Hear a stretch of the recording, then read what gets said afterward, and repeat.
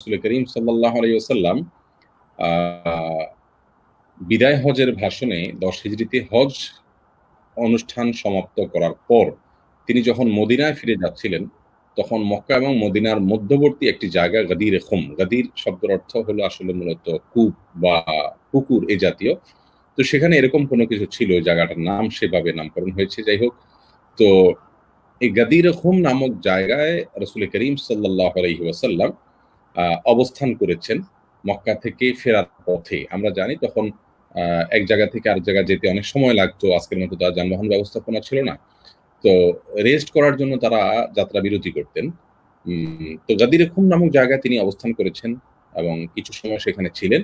ওই জায়গায় তিনি আরেকটা ভাষণ দিয়েছেন, যেটা বিদায় হজের যে ভাষণ ছিল, ওই ভাষণের মতোই একটা দীর্ঘ ভাষণ দিয়েছেন এবং এগুলো হাদিসের সমস্ত কিতাবগুলোতেই পুরো ভাষণ উল্লেখ হয়েছে।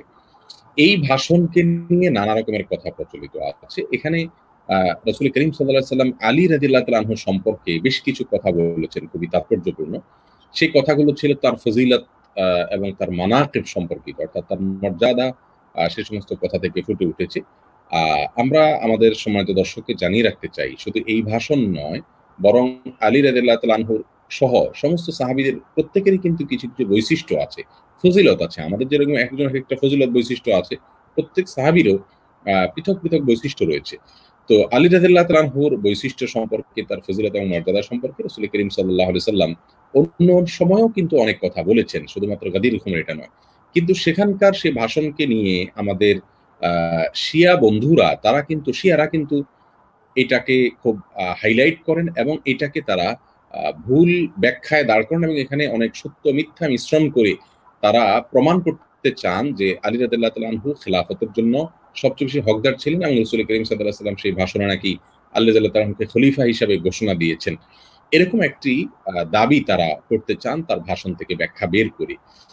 তো সেগুলো সঠিক নয়। পুরো ভাষণ বিশ্লেষণ করার সুযোগ এখানে নাই। আমরা শুধু এটুকু বললাম যে ভাষণের ঘটনাটি সত্য এবং সেটা নিয়ে অনেক ভুল বোঝাবুঝি রয়েছে।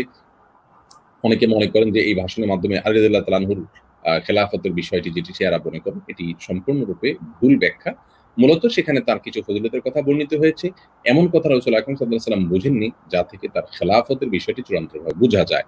আর যদি বোঝা যেত তাহলে সাহাবা একরাম সেটা ডিনাই করেছেন, বা বুখারী শরীফ হাদিসের কিতাবগুলোতে যে ব্যাখ্যা মানে এর বর্ণনা আসছে সেখানে এটা অনুল্লেখিত রয়েছে, এটা কোনোদিনই সম্ভব হতো না। অতএব এগুলো শিয়াদের অনেকটা মন গড়া কথাবার্তা। তবে হ্যাঁ, আল্লাহ তাআলা তার কিছু বৈশিষ্ট্যের কথা তিনি বলেছেন এবং তিনি অবশ্যই মর্যাদাবান। নবী আলাইহিস সালাম আল্লাহ তাআলা সম্পর্কে বলেছেন যে যে আলীর বন্ধু, আমি তার বন্ধু। মানে আলী রাদিয়াল্লাহু তাআলা আনহুকে যেন আপন মনে করেন। তিনি আহলে বাইতের লোক ছিলেন, রাসূল আকরাম সাল্লাল্লাহু আলাইহি ওয়াসাল্লামের পরিবারের সদস্য ছিলেন, তার প্রাণপ্রিয় মানুষ ছিলেন এবং ইসলামের জন্য তার অনেক অবদান ছিল। ৪ খলিফার একজন ছিলেন। আমরা তাকে ভালোবাসা, এটা আমাদের ঈমানের দাবি এবং তার প্রতি কেউ শত্রুতা পোষণ করলে সে মুসলিম থাকা দায় হবে, কঠিন হবে। তো এরকম একজন ব্যক্তি, তার মর্যাদাকে আমরা অস্বীকার করি না। কিন্তু তার মর্যাদার নামে বাড়াবাড়ি বা সীমালঙ্ঘন বা যা সত্য নয় সেটাকে প্রমাণ করবার কোনো সুযোগ নেই।